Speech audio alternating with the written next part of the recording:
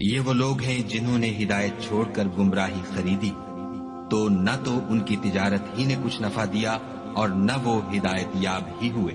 ان کی مثال اس شخص کی سی ہے جس نے شب تاریک میں آگ جلائی، جب آگ نے اس کے ارد گرد کی چیزیں روشن کی تو خدا نے ان لوگوں کی روشنی زائل کر دی اور ان کو اندھیروں میں چھوڑ دیا کہ کچھ نہیں دیکھتے۔